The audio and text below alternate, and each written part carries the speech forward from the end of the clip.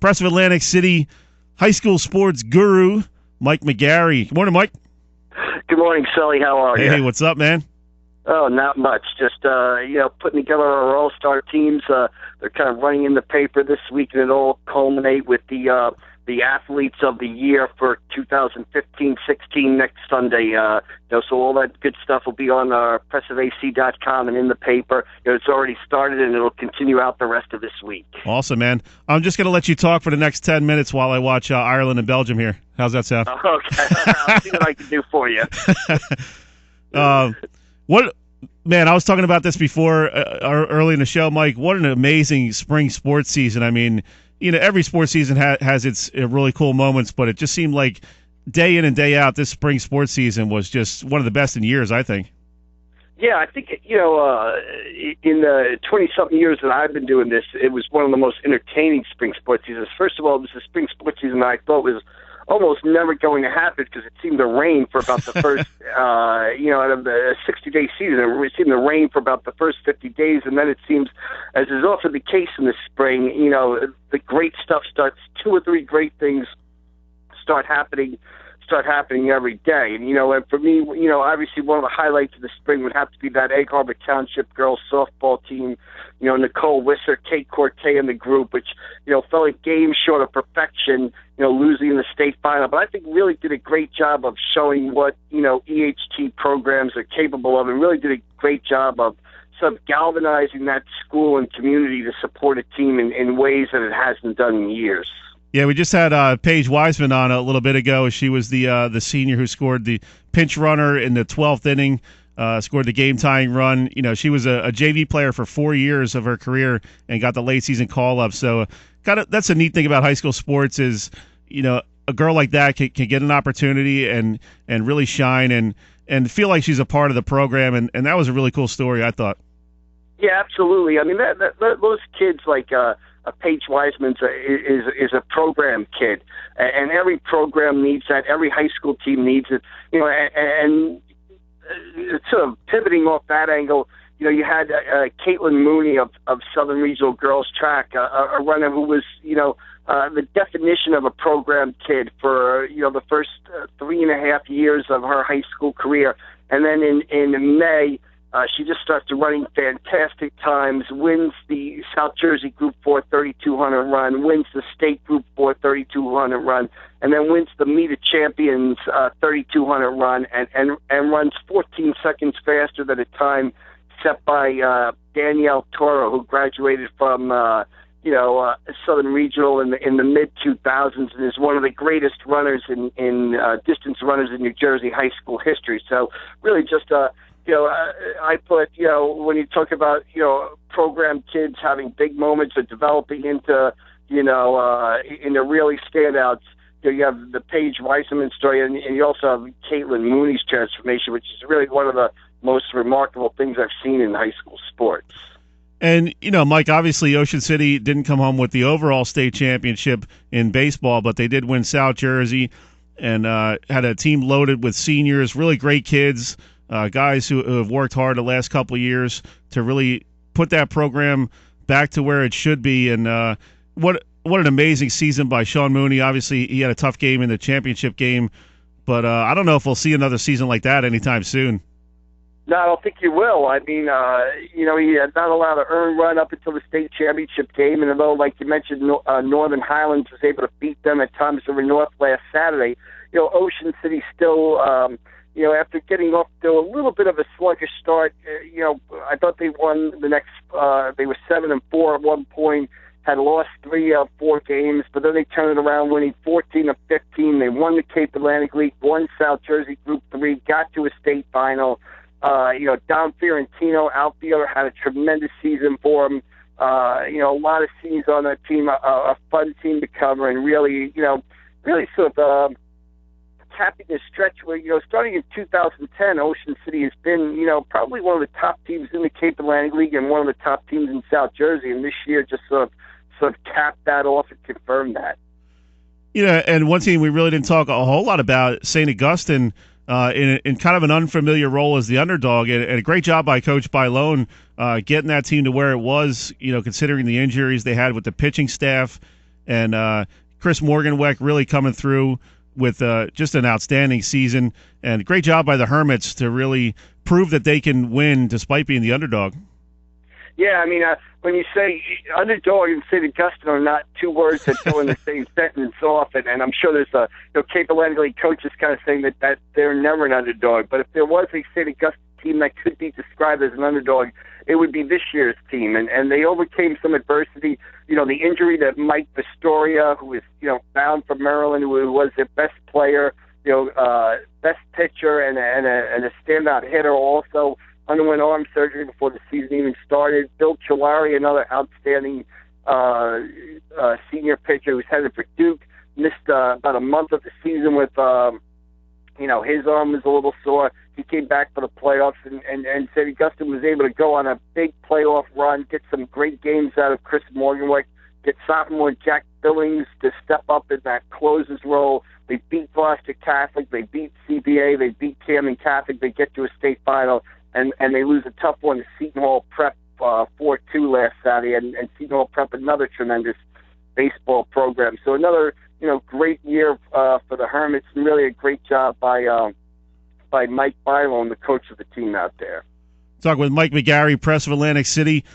Mike, how tough is it going to be to pick your press all-stars for the baseball, particularly the pitching staff? I mean, Josh Arnold at Ocean City might be the second best pitcher on his team, and he's one of the top pitchers in the Cape Atlantic League. I mean, that's going to be you might have to do that in pencil, I would say, for the first couple of drafts. Yeah, absolutely. I think that's the thing. You talk about Cape Atlantic League baseball, really being re-energized or revitalized the past couple of years with Mainland Regional and Buena winning those state titles in 2014. Ocean City and St. Augustine getting to the state final this year.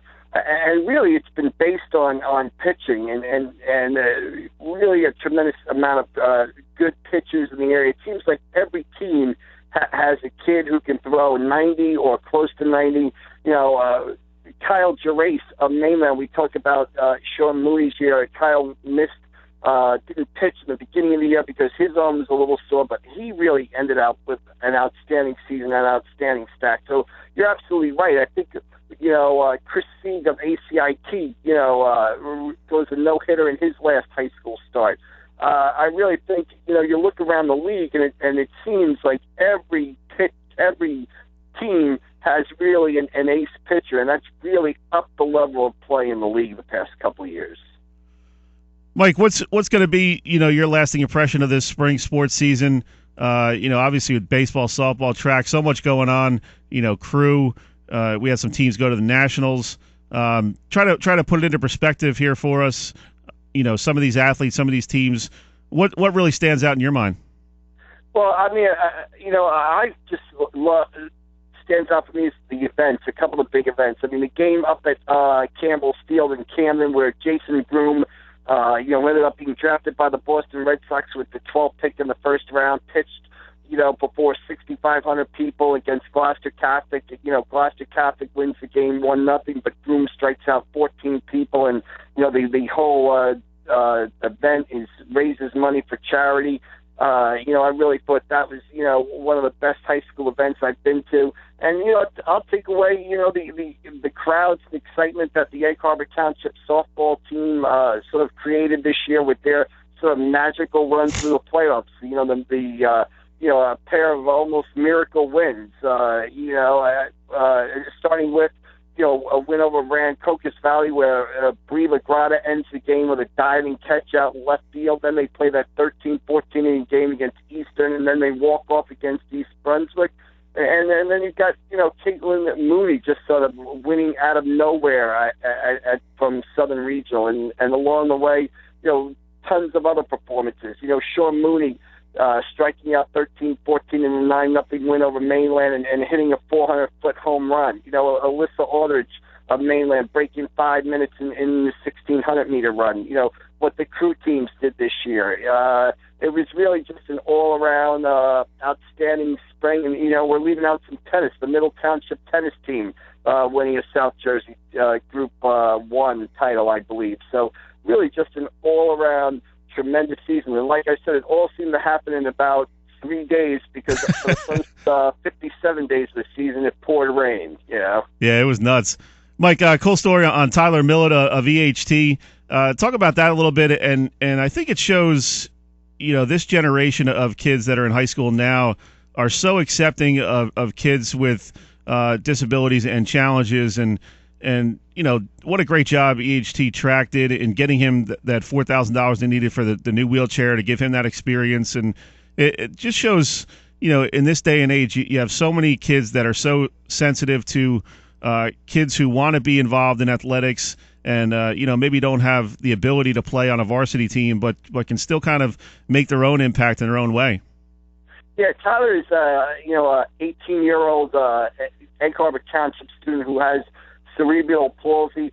He sort of came under the wing of Egg Harbor Township track coach Ryan Smith, and there was also an assistant coach on the football team. And Tyler, through an adaptive PE class, got to know Ryan, and next thing you know, Tyler is sort of kind of a quasi-assistant coach with the track team and the football team. He goes out there for coin tosses, helps you run him through stretches. Well, this spring, Ryan puts together a GoFundMe page to raise the $4,000 to buy Tyler one of those racing wheelchairs so he can compete in the Meet of Champions wheelchair events. It was really to me, it was just a great thing to see the smile on Tyler's face, to see the smile on his teammates' faces as, the sort of roles were reversed. Instead of, Tyler rooting them on, his teammates were rooting him on. And to me, that story, which ran in our paper last week, and you can find on our website, it's still up there, just shows everything that's good in high school sports, and really, why high school sports are an integral part of the school and why they're necessary. Because as you said, it brings people together who, if there wasn't sports, they would probably not even bat an eye or get to know each other. So I think, and they really made Tyler feel like he was part of the Egg Harbor Township School and the community in a way that only sports can. So to me, that story of what EHT and what Coach Ryan Smith did for Tyler and what Tyler has done for the EHT kids really shows what high school sports is all about. Yeah, it was really cool. I saw him at the softball pep rally send-off after as the girls were loading up onto the bus, and he was like, "Hey, Sully, you want to see my medals?" I was like, "Absolutely, man. Let me see them." Yeah, he's a tremendous kid, tremendous personality, and the EHT kids would mention that they'd come out of school, maybe they had a bad day, maybe they didn't do well in a test, maybe they were having some problems, and they went to practice and they'd see Tyler there smiling, and he'd ask, how you doing? Are you ready for today? And they said everything would switch over, and they'd be ready for practice and be ready to work together with each other. So really, again, it kind of shows what high school sports is all about, and why high schools should have sports teams. I mean, it's not just it's obviously everything that goes with it, but the real importance of it is it gives people a place to belong and get to know each other and develop lasting friendships. Yeah, I asked Smitty, I said, how long is he going to be wearing those medals around his neck? And Smitty was like, he'll probably have them on all through football season. Yeah, I don't know if he's taking them off yet. So there you go. Awesome stuff. Thanks, Mike. Appreciate it as always. And enjoy your Father's Day weekend. Catch a little golf, catch a little soccer, and NBA Finals, man. All right, I'll line it up not necessarily in that order, but I'll see what I can do. All right, thanks, Mike. Appreciate it as always. Sure, no problem, Sully. Anytime. Thank you. That's Mike McGarry, Press of Atlantic City. Always great stuff from him.